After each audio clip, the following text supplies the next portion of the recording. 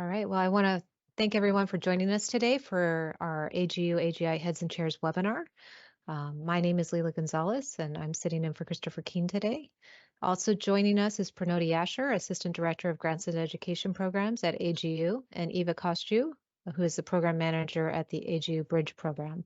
I'm going to go ahead and pass it along to Pranoti to introduce our speaker for today. Great. Thank you, Leila. Welcome, everyone, to the AGU AGI Heads and Chairs webinar series for 2024. We are so happy to kick off our first event today, our first webinar today on this series on a very important topic around mental health.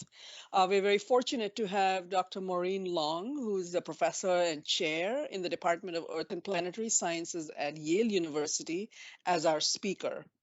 Maureen is an observational seismologist who works on her research team on problems related to mental dynamics.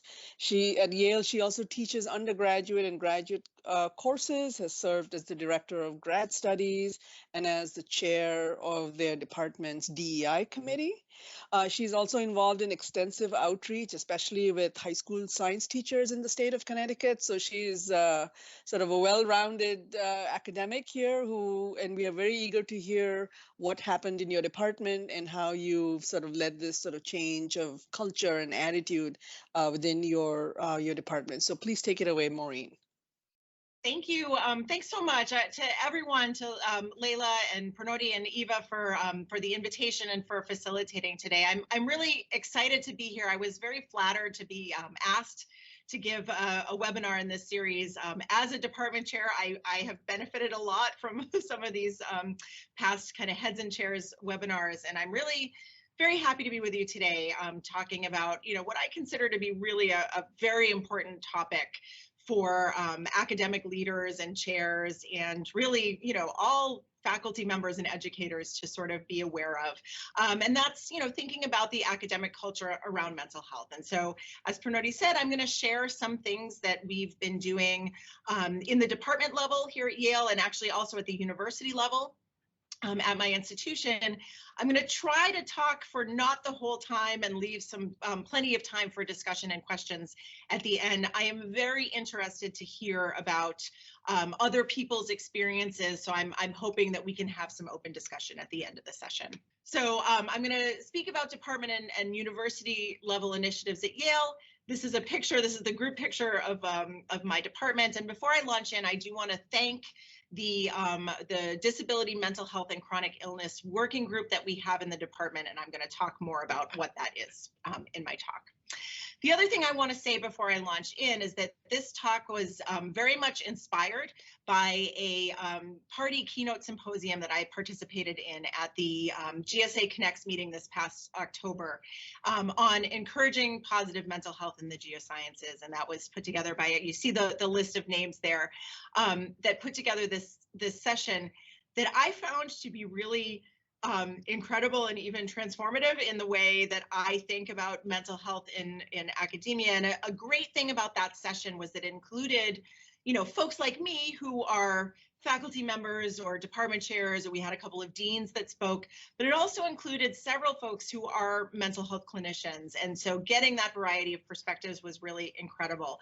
I actually corresponded with Jennifer Noserina via email, I think maybe just yesterday, and she reminded me that this session, you can't, if you were registered for the GSA Connects meeting, you can view this for free. You can view the video, and it actually is available to view for, I think, $15, a fairly nominal fee. So I would encourage you to check this out if you can. And I believe that there is plans are in the works to have actually a special volume dedicated to sort of based on this session. So I'm really excited about that. All right, so Pranoti has already very kindly introduced me, but I'll reiterate a little bit. So I am a seismologist, as Pranoti said. The picture is me doing field work in Peru quite a few years ago at this point now. I will share with the group that I do have a mental health diagnosis. So I have had anxiety and depression kind of on and off since graduate school. I'm fortunate that it's very well controlled right now. I also parent a child with a different mental health diagnosis. So I have a child who has OCD. And I think because of that, this topic feels really quite personal to me. You know, even aside from my sort of leadership role as chair of a department. I've been at Yale since 2009. So as Pranoti said, I have in the past served as director of graduate studies for the department. I chaired our DEI committee for a while, and now I've been chair of the department for going on 3 years. So I have several different perspectives on this issue. And I do want to stress, you know, very much in the interest of full disclosure, I am not a mental health clinician or expert. So I am not coming at this from that angle. I am really sharing thoughts just based on my own experiences in all of the roles that I've listed on the slide here. Okay, so first I'll tell you a little bit about my department, because I do think that it often, it's important to just think about how we're situated. So the department that I lead is a fairly big department. We have 23 faculty members. We span across, you know, from geology, geophysics to paleontology, geochemistry, and atmosphere, oceans, and climate dynamics. So we're quite broad. We have, I'm not going to read all of these numbers for you, but we have quite a fairly large group of postdocs, as well as PhD students. So we have roughly 55 PhD students and around 40 undergrad majors. A little bit about my university, and in particular about Yale College. So Yale College is kind of the undergraduate arm of Yale University. At the undergrad level, we enroll about 6,600 students, and we operate on a residential college model. So students come in and they're assigned to one of 14 residential colleges. Each one of those has a head of college who's a member of the faculty, and also has a dean of the college who works with students really very closely in kind of a student support role. What this means is that for our undergraduate students, there is lots of support for students kind of at the college level. And I think we're very fortunate, for those of us who are faculty here, that our students, you know, can and do get a lot of support, both academically, but also for things like mental health through their residential colleges. And, you know, my bullet point down there at the bottom is, you know, to state the obvious, Yale is a well-resourced place, substantial endowment. And what that means is that as an institution, you know, we do have the resources to, you know, I hope, have very good mental health support for our students. Put another way, we really have no excuse, I think, in terms of providing that support. But I do want to kind of name that and recognize that, you know, different institutions have different constraints when it comes to resources. So to kind of just start, you know, where my own journey about this started is, you know, my own awareness and of an activism around mental health really started, as so many things did, during the COVID pandemic. And that, you know, the picture is of me, you know, sitting at my dining room table, recording my lectures, you know, doing like mostly asynchronous online teaching, missing desperately the interpersonal interactions with colleagues and students that I realized had come to rely on quite a bit for my own mental well-being. And yeah, so from my own experience, and certainly from conversations with grad students and colleagues, I was the DGS during this time. It really was clear to me that, you know, many members of our department community were struggling with respect to mental health. I'm sure, you know, I know we're not unique in that regard, but it also became very clear to me that our department and our field, and myself as the director of graduate studies, really did not feel particularly well equipped to manage those challenges and to meet those needs. So, you know, in a position of leadership, I was, even as I was sort of dealing with my own mental health, I was feeling very much caught short. Like I am not really equipped to deal with this the way that I should be.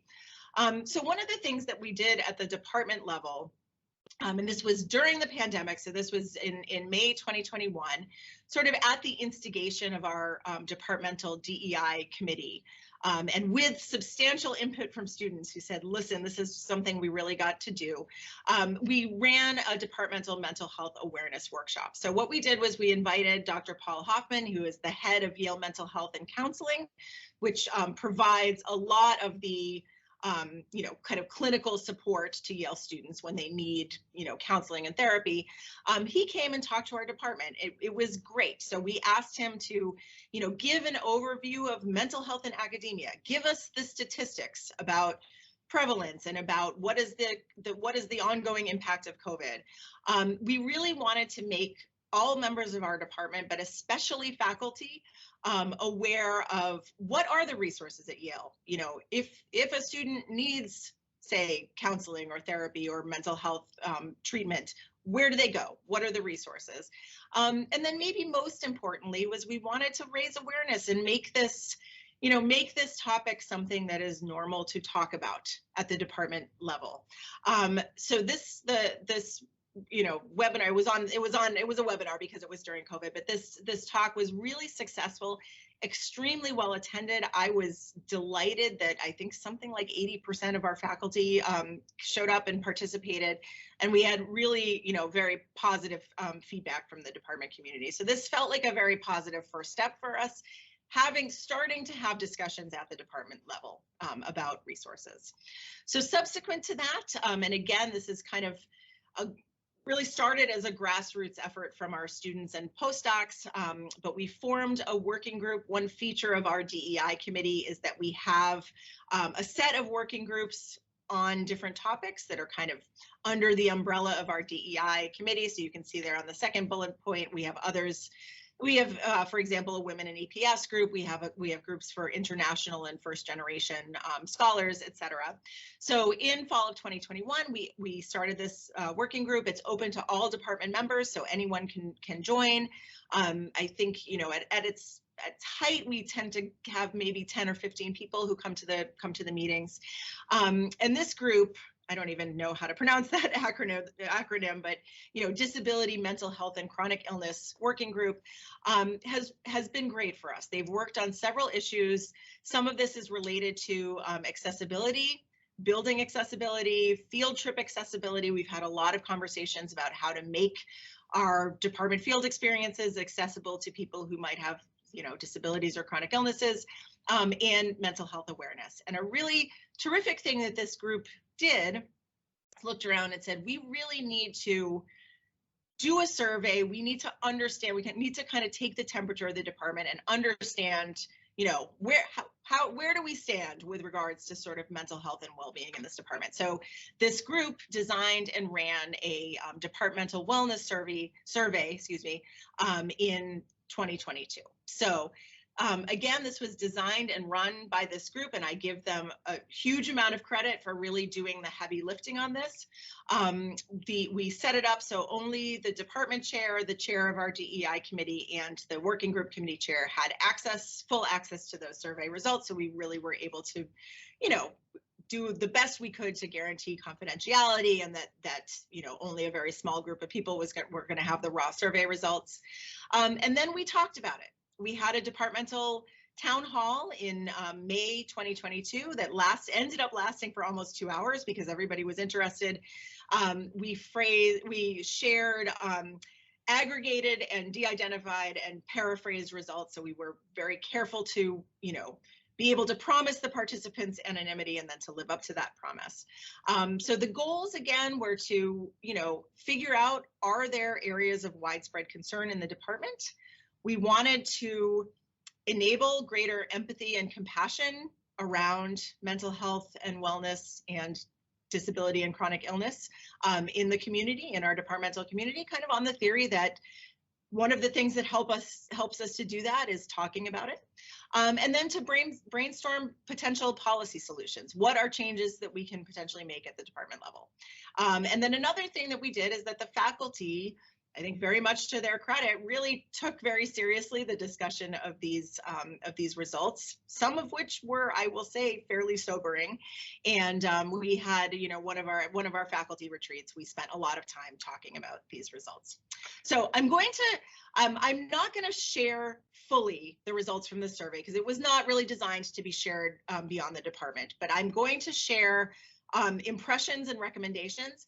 And I am going to share one results that we got kind of in sort of the form of the charts and graphs that we generated. I'm making a very considered decision to share that with this group. And the reason for me sharing it is I strongly suspect that this is not at all unique to our department. I think if any one of us did this exercise in our department, we would find something similar. So I'm sharing answers to the question, please rate your mental health over the past year. And this was really meant to be a question that sort of just takes the temperature in the department. And I was actually I was a little bit surprised, but I certainly was felt that these results were a little bit sobering. So you can look here. So maybe start over on the right. These are the aggregated responses from faculty and staff, and a combined 90% of that group rated their mental health as excellent or good over the last year. If you go down to, towards the left, sort of down one career stage step to our postdocs. So then we're about, 67% good, nobody on the excellent button, a bigger chunk neutral.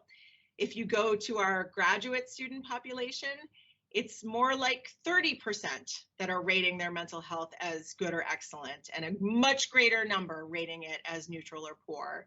And then way over on the left, as you get down to the undergrad level, we have 58% of folks who are rating their mental health over the last year as poor. So I was expecting to see some differences that related to career stage, but I was really surprised at how stark those differences were, and to just what extent kind of like career stage made a huge difference in these survey results. Now, I'm sure that someone could write a thesis about, or probably several, about why this is this generational?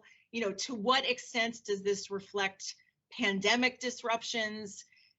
How does kind of your life stage play into this? I don't know the reasons behind this finding, but the big thing that I took away as someone who is, mid-career, late mid-career if we're being generous, sort of my own view and my own sort of anecdotal sense of how things are doing, how people are doing, how things are in my department is very much shaped by my own experiences and my own, career stage and life stage. My anecdotal feeling does not capture what is going on with our, cohorts that are younger in terms of their kind of career stage, and for many of them, their life stage. So this was something that really opened my eyes in terms of just how, for people who are faculty or in department leadership roles, we're later on in that career stage, we might not have the right view of what our younger colleagues and our students are going through. So I wanted to share that. And again, I suspect that I'm quite sure this is not kind of unique to my department. So beyond that, I'm not going to share all of our results in this venue, but I will just share some lessons learned. So what did we take out of this? So as expected, we had a series of questions that asked about pandemic impacts. Very much as expected, mental health and the sense of well-being and belonging that our community members have really suffered during the pandemic. That's not a surprise, we all know that, but it absolutely shows up. And this is a challenge that certainly we were thinking about in the spring of 2022, but I think really we are continuing to think about even almost 2 years later. How do we continue to rebuild community?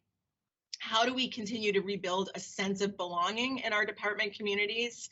This is a challenge in our new landscape where, there's more remote work for excellent reasons, right? We have colleagues who for health reasons have to be remote even now. So I'm, certainly not knocking it, but we are in a different mode of working. And that means that we need to think, I think, more carefully about how we create sense of well-being and sense of community. We found that there are a bunch of factors that kind of seem to affect wellness and mental health for our community members. Work-life balance, of course, a big one. Participants who said, I have terrible work-life balance and I'm stressed all the time. And, obviously that then takes a toll in terms of mental health and well-being. Sense of community and belonging within the department was a big one. When people don't feel a sense of belonging, I belong here, I'm part of this community, I come into work and I'm respected as a whole person, that's something that causes their mental health and sense of well-being to suffer. Culture in the department, we had a lot of open-ended responses around department culture and how that feeds into mental health and well-being, both at the department level, but then absolutely in individual research groups. And for grad students, probably the number one thing is quality of that advisor-advisee relationship. And so my number one takeaway from this survey, and again, this is not rocket science, but it really was illuminating for me to see this play out in my own department and the department that I lead, is that when students feel that faculty are disconnected, disengaged, or don't care about them as individuals, or some combination of that, particularly for our students and for our graduate student colleagues, their well-being and mental health really can suffer. So I think, for me, that was the number one takeaway, that our students, especially when they think that their faculty, advisors and teachers and mentors, are not engaged and are not people that care about them as individuals, that is a real factor in people's kind of overall sense of well-being. We asked a question on the survey that said, what recommendations would you make? And these are very, very highly paraphrased versions of those responses. So nothing here is verbatim. I'll let you read the list. I'm not going to read all of them off, but a lot of comments about rebuilding and recommitting to a department culture, community events, community building things. These are the things that our, especially our student colleagues tell us helps to build the sense of belonging that they're looking for. We heard some great comments about better awareness that there are members of our community that maybe live with a disability or a chronic illness or chronic pain or a mental health condition that may be invisible to people. They may choose not to share it. It may not, you might not know it from looking at them. We all need to operate with an awareness that this is true of people and colleagues and friends in our department, and sort of operate accordingly. And then, yeah, we heard a lot of comments around engagement, and in particular faculty engagement. Sort of, it is important to us that we see faculty show up at the the social events and the community building events and the seminars and all of that. More accessibility and availability on part of the faculty, better communication. I mean, again, none of this is rocket science, but it is, I think, it was illuminating for me to see the very clear ties between those kinds of challenges and how people then reported their mental health and well-being. Other things that are happening at Yale, sort of more on the institutional level. Yale has recently invested in some new resources for graduate students when it comes to mental health. And so I was a DGS for 3 years, and we would go to our monthly DGS meetings, and for many, many years, one of the refrains from those meetings was always like, we need better mental health resources for our students, because we have students who come to us and say, I can't get a therapy appointment. I am on a 6-month waiting list, whatever. So after a lot of advocacy around this issue, the Yale Graduate School recently, about a little over a little over a year ago, I guess, hired a clinician who is the sort of embedded in the grad school and is sort of assigned to work with graduate school students. So she is available for individual appointments. She runs workshops. She runs mental health programming for graduate students. She will come to your department and, give a talk on mental health, give a talk on resources.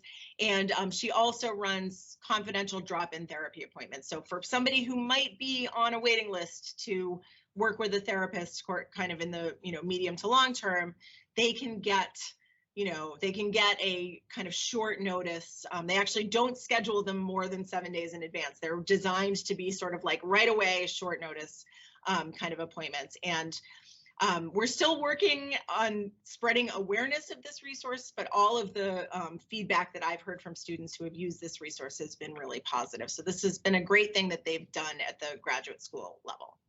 I also want to speak a little bit about policies on leaves of absence, and I'm going to talk now about grad students, and I'm going to get to undergrads in a minute.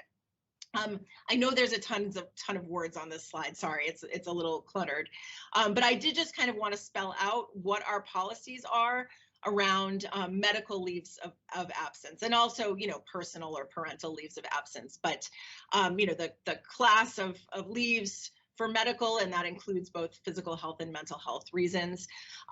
We have what I think is a pretty good process for students who need to step away from their studies for health reasons, be it whether it's mental health or something else, can do it. It's a pretty frictionless process. Certainly in my department, there's very much a culture at all levels, including the faculty, of being supportive of this. Like if students need to take a leave for health reasons, great, almost no questions asked, fantastic. We'll work with you to, get you back when you come back from leave, all of that. So you can kind of see this. Very importantly, PhD students who are on medical leave, and in my department, all of our grad students are PhD students, they receive a health award to cover the cost of healthcare coverage. So they do not need to worry that just when they need to take a break because of a health issue, they're going to lose their healthcare coverage. So this is something that I think Yale's policies do very well. And it's fairly seamless for students coming back from a leave as well. They inform their dean. For students coming back from a health leave, whether it's physical health or mental health, they do need approval from a Yale health clinician.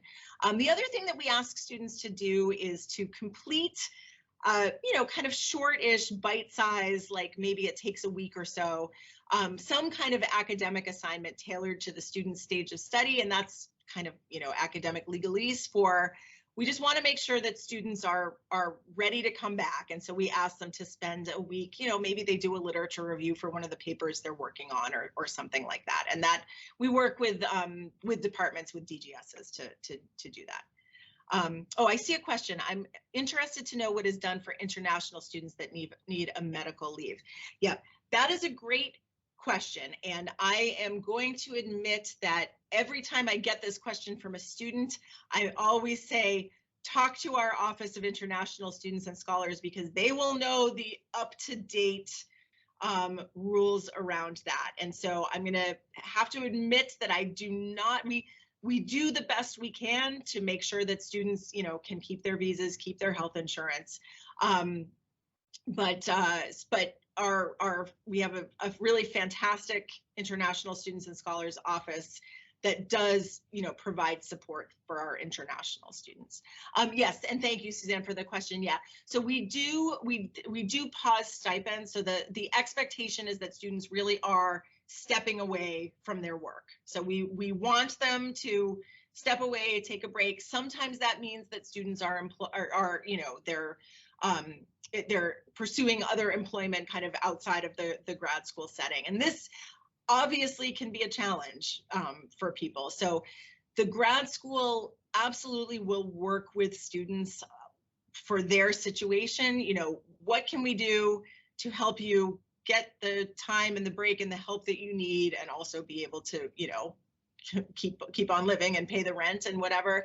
There are some grants at the grad school level that can help with that, and that's kind of on a case-by-case basis. But in general, they keep their health insurance and are usually not keeping their stipend. Okay, just the last thing I'll say about kind of what we're doing at the department level with our working group is we have an upcoming, later on in this semester, I forget exactly when it's scheduled for, seminar for grad students on mental health resources.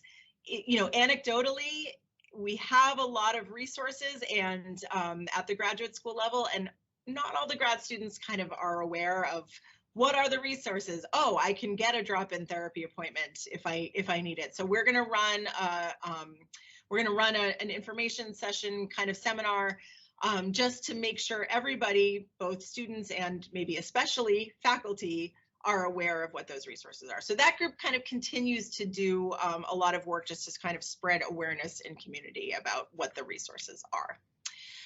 A little bit more about what's going on at the kind of university and college level, and this is something that actually was in the news fairly recently, maybe 6 months ago or so. And this also relates to leave policies. This is for the now our undergraduate students. So until 2023, Yale College, which again is the undergrad arm of Yale, Yale College students who went on medical leave, whether that was a mental health leave or for other reasons, if that happened during the semester, they actually had to withdraw from the university. So, you know, if it was not in the middle of the semester, then they could kind of, you know, pause their registration. But for people who encountered a health crisis mid-semester, they needed to withdraw from the university. That meant they lost health insurance. They lost access to campus. They would get emails saying like, you have, you know, 72 hours to vacate campus and then you're not allowed to be on campus anymore. They were required to stay away for at least a semester. And reinstatement under this old system was not automatic. So students were required to successfully complete 2 college courses outside Yale. So often this would be kind of in a community college setting, and they had to pay for it, and then apply for reinstatement. And this was not a good set of policies. And in fact, the Ruderman Foundation did a report back in 2018 that graded colleges on their leave of absence policies for, you know, with an eye towards thinking about mental health accommodations. Yale received an F, and was at the bottom of our, you know, at least one set of our peer institutions in the Ivy League. Unfortunately, it took a tragedy to really get momentum towards changing this policy. So we did have a tragedy where a student died by suicide.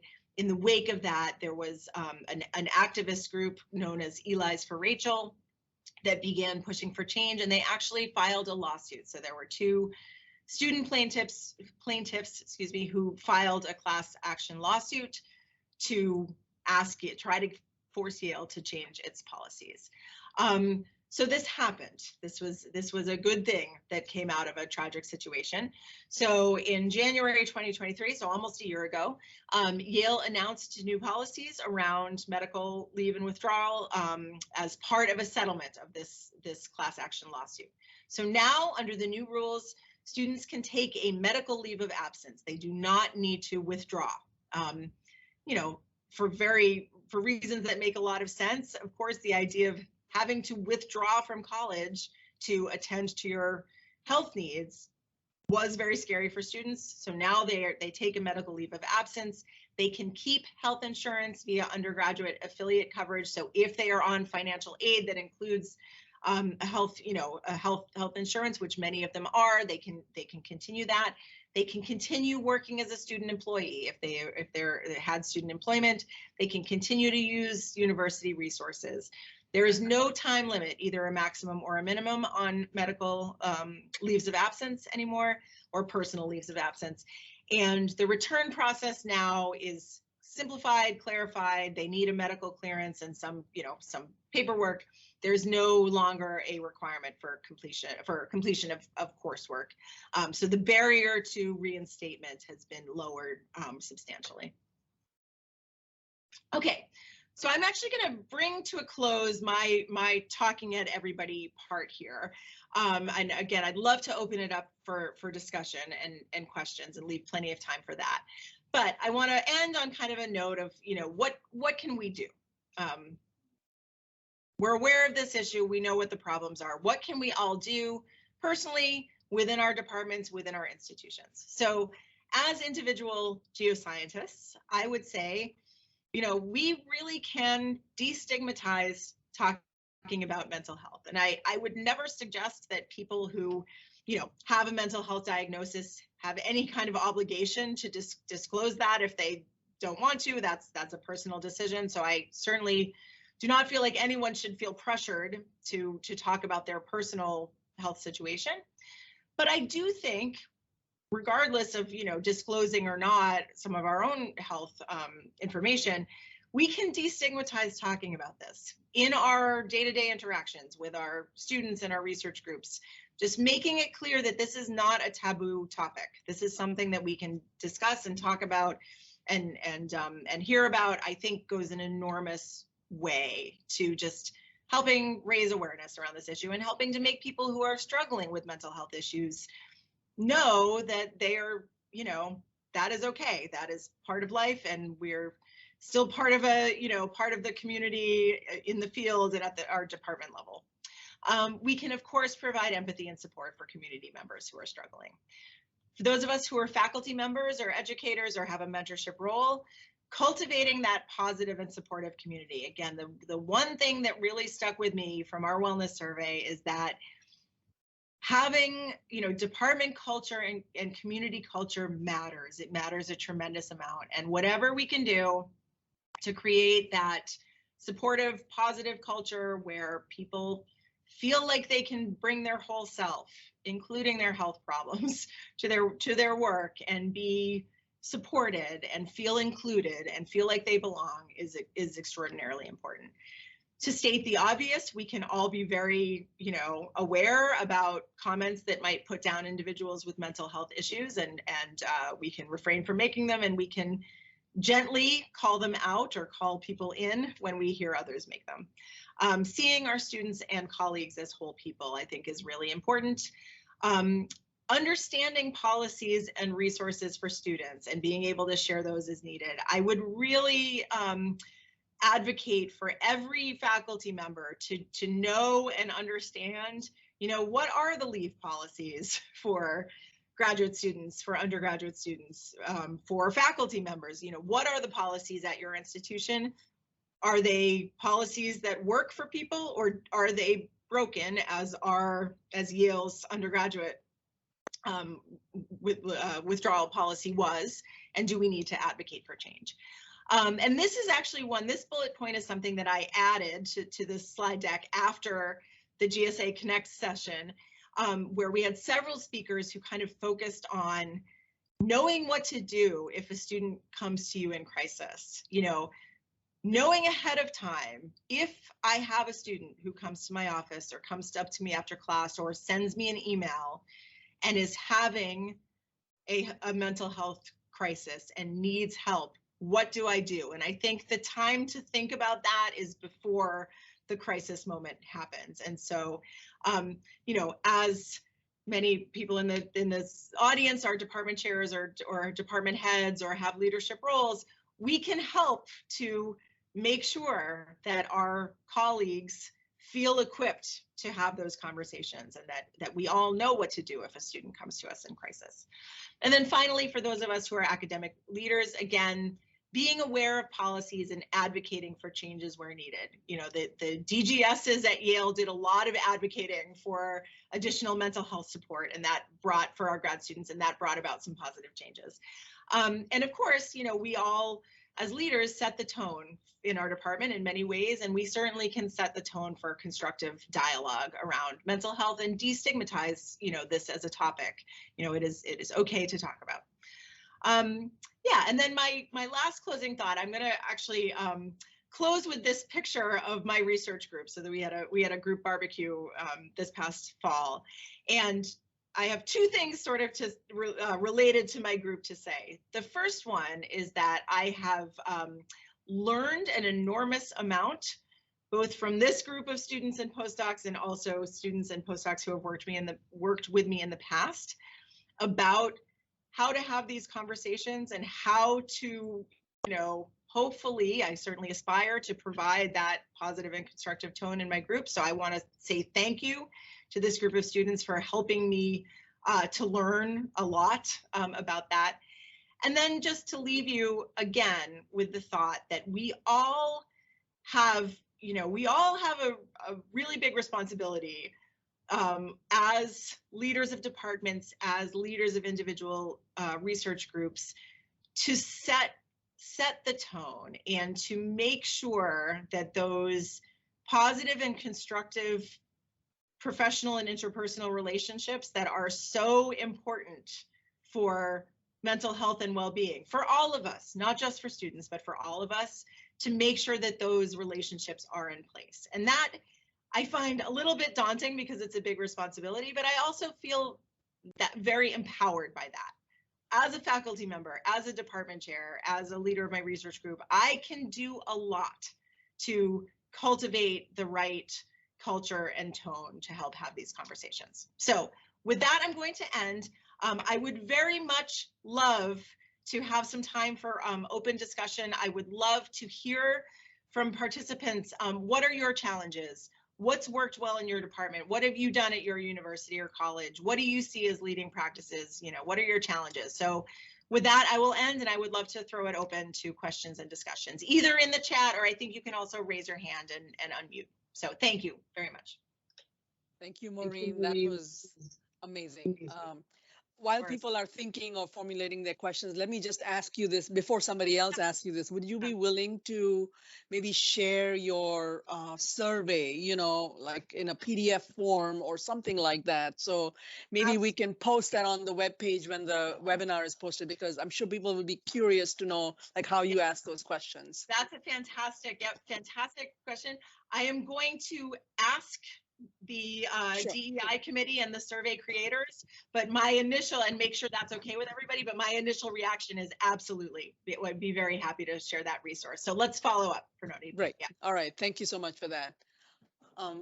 So Leela, I cannot see the chat, unfortunately. Are you able to see if there are any questions? I don't see any new questions coming in, but if people want to go ahead and post their questions in the chat, we can moderate those out. Or if you want to ask a question directly, just raise your hand and then we'll enable your mic so you can unmute yourself. So it looks like Valerie has a question here. So let me go ahead and enable your mic, Valerie. So you can go ahead and ask your question. Just go ahead and unmute.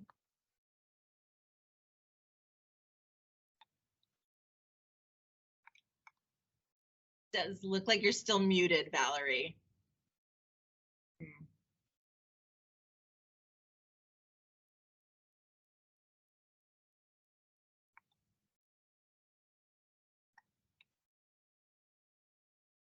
Or you can just go ahead and pop your question in the chat and we'll take it there.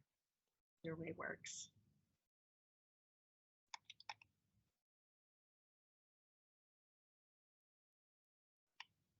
I guess I'd be very interested to hear from people, and maybe even a simple, like, you know, yes or no in the chat.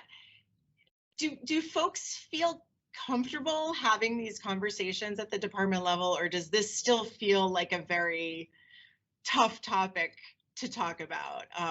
I myself have evolved a lot around this.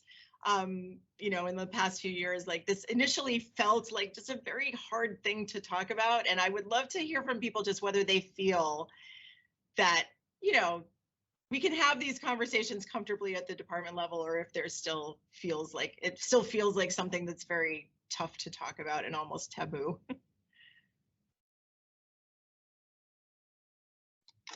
Now I'm going to look at the chat and see if people. We have a question here about can student reactions be generalized to a teaching model? Have you found anything from? Yeah, that's a terrific question, and I'm going to be honest and say I don't know the answer to that. I would love, our thinking about our survey results has my own thinking about it has very much been in the mode of kind of like, okay, how do I use this information as chair of the department to, you know, make policy changes or encourage cultural change or whatever? And I have thought a little bit less about, you know, how this might translate to a teaching model. So, but I would be very interested in conversations around that. So maybe we can follow up directly, Binira. Yeah, thanks for that. And then it looks like Valerie posted her question in the chat about, could you suggest how to guide people, such as summer research internship mentors, on what to do when a student comes to us in distress? What questions should we ask students? When should we go to the hospital? You know, what recommendations have you found from your survey and department that you can share with us? Yeah, Yep. So this, I think the answer to this might be fairly well, part of the answer I think is fairly institution dependent. I think for me, the first part of it is really showing empathy and understanding as best we can. I think that's the important first thing to do. But then the second more practical thing, which is matching students to the resources they need and making sure they get help when they need it. And if they need it now, then it has to happen now. I think a lot of that might depend on our institutions. And so, again, here at Yale, for our undergrads, the residential college dean is the first, that's a first phone call that I would make, right? Or for the, for other students, maybe it's walking them over to the mental health, where there is 24/7 crisis mental health care over at the Yale Health Center. I think some of that, does depend a little bit on our institutions. And I would encourage everyone, this is actually one of my big takeaways from the session at GSA, was have this conversation. Maybe first, I mean, I know many of us are department chairs, but, with a department chair or a dean, or like, tell me, what's the resource? What do I give my faculty? Like, do we have a one pager about what to do when a student is in crisis? And again, I think that's going to probably look a little different on different campuses. But this is something that I think, college and university leadership we should, as faculty, I feel like we should every year get a one pager that's like, here's what to do, here's what to call. If you're in this situation, you call this number, et cetera. So I think being very vocal about to our institutions that like, hey, we need this, is really important. Great, thanks for that. And then we've got another question here about what have you heard from other colleagues or faculty, and has the changes that you've made in the department been well received, especially in regards to changing the culture around disability as well as mental health? Yep, fantastic question. Yes, I think that, certainly I've found that faculty colleagues are very receptive to listening, for sure. Everyone's receptive to these conversations. I haven't had anyone say like, why are we even talking about this? So that there hasn't been that kind of pushback. I do think that culture changes slowly, and especially around disability, which often is invisible, right? We don't always know that there's, okay, there's a student in my class or there's a colleague or whatever that maybe has an invisible disability, and that I need to be thinking about how to best accommodate everybody, right? Whether or not I get that letter from Student Accommodation Services. I think culture, that culture kind of changes slowly. I think, and again, I give a whole lot of credit to everyone in my department for being willing to engage in these conversations. We're certainly not perfect. We're not there yet. I would say, we're not quite where I would like to see us be, but the willingness to have those conversations is there. We recently, actually, specifically with disability, we recently had a speaker talking about, at a department colloquium talk about accessibility in the field and accessible field camps, and that it was wonderful, and people were really receptive. So things are changing. I'm optimistic on that note. I do want to, there's one other comment here about feeling unable to adequately address student needs. And it's such a good point. And I think, one thing that I want to emphasize to everybody, and I sometimes, need to emphasize this to myself, is that I'm not a mental health clinician. And I cannot and should not try to play that role, because I'm not trained. Right? I don't have the expertise. And it isn't my job. And I say that not in a flippant way, but just to recognize that, we have a whole lot of facets to our jobs as scientists and educators and researchers, and for many of us in leadership roles, and providing mental health, care and or therapy or counseling, it is not in our role, right? Like that's not, so I think, there is always a fine line between, yes, we want to be equipped to help students connect with the resources that are out there, but, none of us should feel burdened like, oh, it's on me to provide that care, because of course it isn't. And I don't want to speak for everyone on the call, but most of us, I suspect, are not trained we're not mental health clinicians, right? We don't have training in this area. So it's always a little bit of a fine line. I mean, I think knowing how to connect students with resources is crucial, but it can't go over the line into feeling ourselves like we need to be providing mental health care, because we're not trained to do that. So yeah. Thanks for that insight. One question, and we have a couple comments here and talking about resources for faculty and people in the department. Do one pagers do exist out there? Does your school have that? Do you know Yeah. of any other good resources that might be one pagers? You've got a comment here about mini workshops, like 10 to 20 minutes, but also in that, can you talk about, are there any resources that help faculty know how to draw that line? It's good to be empathic and empathetic and compassionate, and being able to have that conversation where you can say, welcome the student in and direct them to resources. But how do you, as a faculty member, find that line that you can be empathetic, be compassionate, help them find the resources without stepping over into feeling like you have to provide therapy or be that go-to person? Fantastic questions. I will say, I do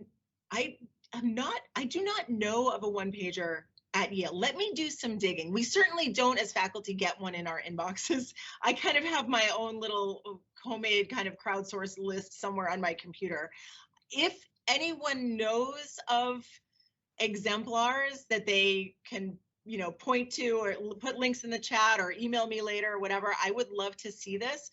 This is actually, it's kind of on my list. One of the things that I took away from the GSA Connect session a couple months ago is like, every institution should have this. Like, I should be getting this in my email inbox once a year. So one of my action items actually is to push Yale to kind of put something like this together and send it. I do think that having somebody come for a mini workshop at a faculty meeting is a great idea, because everyone, you can't delete that email, right? Everyone's going to see it, and just even the basics, so people are not caught short of like, where do I send a student? I think that is great. The harder question there, of course, is how to navigate those conversations and where to draw that line. And I'm going to admit that I'm not sure that I have a lot of words of wisdom. We had a very energetic discussion at the GSA Connect session about this, and I'm not sure we came up with any brilliant answers.